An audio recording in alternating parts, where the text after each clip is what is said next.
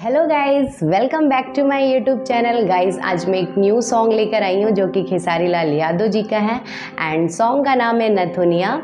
Guys ये song मैं लेकर आई हूँ सारेगामा हम भोजपुरी चैनल से। लिंक मैं डिस्क्रिप्शन बॉक्स में मेंशन कर दूँगी, आप चाहें तो वहाँ से चेकआउट कर सकते हैं।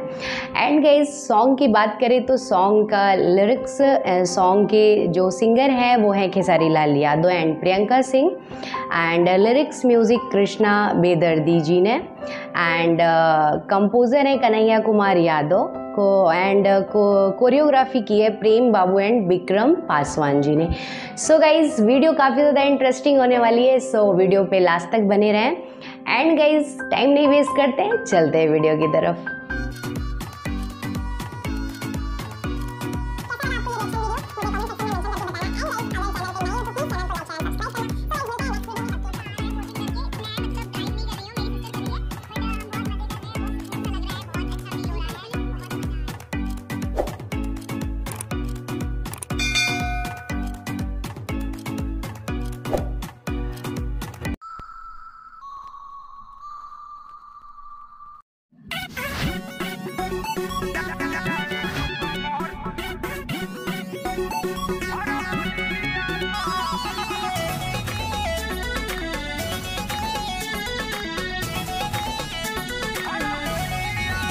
क्या एंट्री है।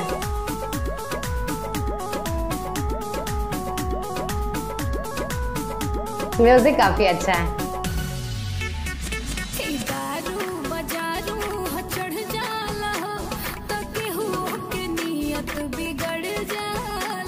ओहो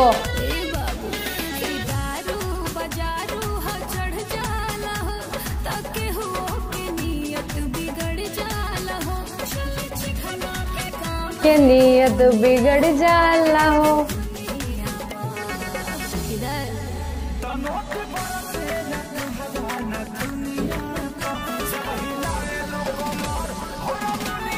ओहो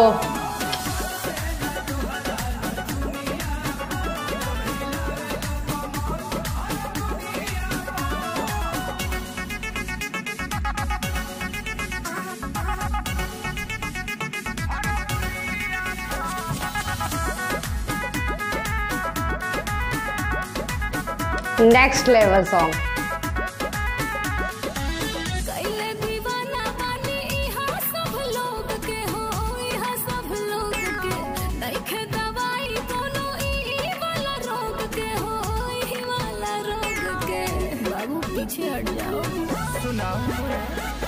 क्या लाइन है।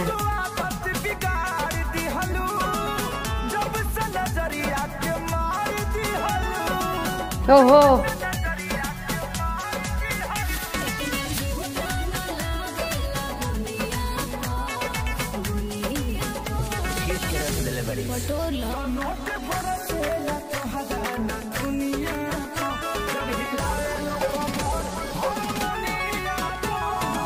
ये मशीन काफी अच्छी है, नोट वाली।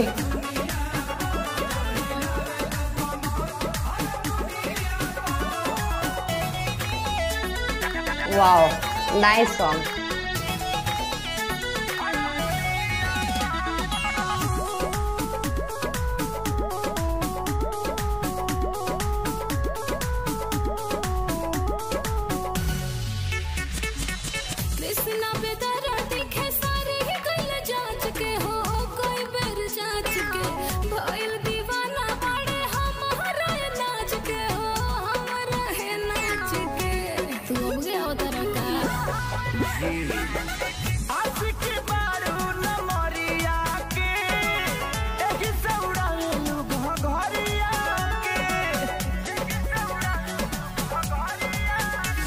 ओहो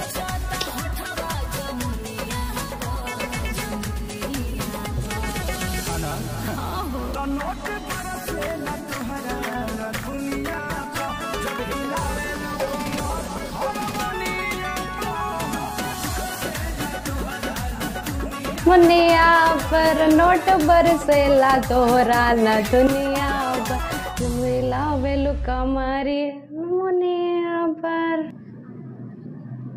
का नाम था नथुनिया एंड गाइस काफ़ी ज़्यादा अच्छा सॉन्ग था एंड मेनली मुझे इस सॉन्ग का जो म्यूज़िक था वो मुझे बहुत अच्छा लगा एंड नो डाउट कि खेसारी लाल यादव जी का ये जो सॉन्ग था ये नेक्स्ट लेवल का था एंड काफ़ी ज़्यादा मुझे मतलब इस साउंड में उनका जो हार्ड वर्क था वो दिख रहा था। एंड गाइज इसमें कोई डाउट नहीं है कि वो अपने सॉन्ग्स के लिए, अपने गानों के लिए बहुत ज़्यादा मेहनत करते हैं, वो दिखता है सॉन्ग में। एंड कोरियोग्राफी भी काफ़ी ज़्यादा अच्छी की गई है, एडिटिंग भी एक नंबर थी, लाइटनिंग भी मुझे बहुत अच्छी लगी एंड जो सॉन्ग्स का मेनली लिरिक्स जो था वो भी बहुत अच्छा था एंड बीट्स तो ऐसी थी कि मतलब बिल्कुल डांस करने का मन कर रहा था। गाइज मुझे ट्रस्ट में बहुत अच्छा लगा ये सॉन्ग एंड मैंने काफ़ी ज़्यादा इन्जॉय किया। सो गाइज कैसा लगा आपको मेरा ये सॉन्ग एंड ये रिएक्शन वीडियो? अगर वीडियो थोड़ी सी भी अच्छी लगी है तो प्लीज़ गाइज वीडियो को लाइक ज़रूर करना एंड कमेंट सेक्शन में मेंशन करके बताना कि आपको कैसा लगा ये song. So thanks for watching my video and bye bye, see you again.